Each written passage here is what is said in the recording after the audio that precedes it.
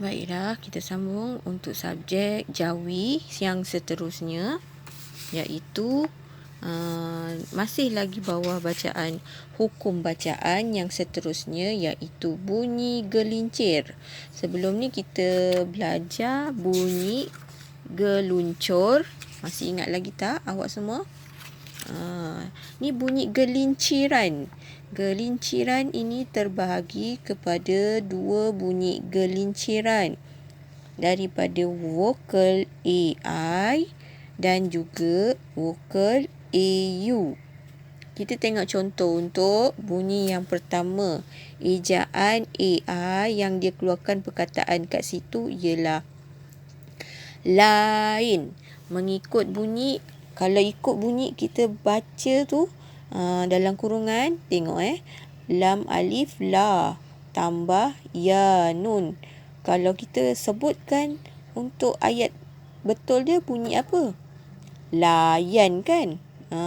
Jadinya tengok dekat star, bunyi di atas menimbulkan kesulitan menyebutnya. Bagi mengelakkan kesulitan itu, maka huruf itu mesti letak dan tambah hamzah. Barulah boleh bunyi lain. Kalau kita tak letak hamzah, jadi bunyi apa? Layan. Okey, nak nampak lagi contoh yang lagi banyak. Tu yang kat bawah tu. Ejaan bunyi Jawi yang dah ditambah dengan hamzah dengan tak tambah. Awak tengok yang pertama kan. Perkataan lain mesti tambah hamzah. Kalau kita tak tambah hamzah jadi bunyi layan. Okey, contoh lain. Saing. Dia tambah huruf hamzah. Kalau tak letak hamzah jadi bunyi sayang. Yang ketiga contoh dia daing. Kena letak hamzah baru bunyi daing. Kalau tak letak hamzah jadi bunyi dayang.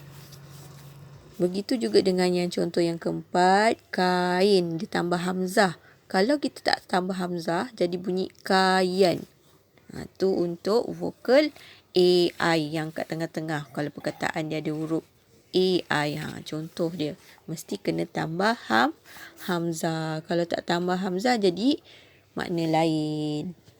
Yang kedua, untuk bunyi gelinciran yang kedua iaitu vokal AU.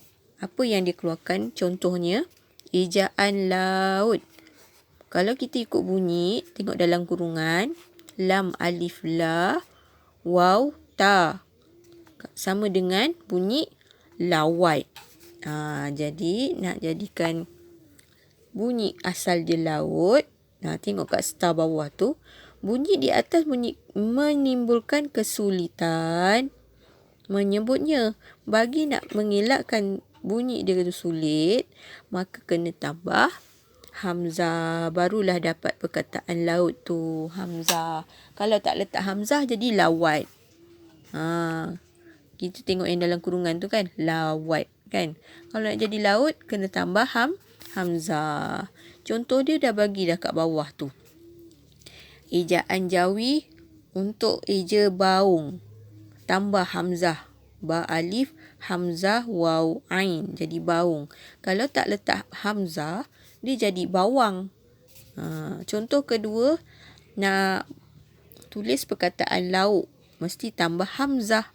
Kalau tak letak hamzah, jadi lawak. Contoh ketiga, nak eja perkataan sauh, kena tambah hamzah kat tengah tu. Kalau tak letak hamzah, jadi sawah. Begitu juga dengan huruf raut pun letak hamzah. Kalau kita tak letak hamzah, jadi rawat. Dekat info tu ada dia kata apa? Di dalam ejaan Jawi Melayu, jika bunyi gelinciran tanpa huruf hamzah, macam kat bawah tu, huruf ya menjadi bunyi konsonan Y, bukan I. Ya jadi Y. Contoh yang pertama tu lah. Kan? Lain jadi layan. Untuk huruf waw, dia kata kat sini, bunyi konsonan W bukan jadi bunyi U. Contoh yang kat bawah tu lah baung. Baung. Kalau tak letak hamzah jadi bawang. Jadi nak jadikan huruf U dia jadikan huruf W pula. Kan? Baung jadi bawang pula. Kita nak buat ayat baung. Kalau awak tak letak hamzah jadi bawang.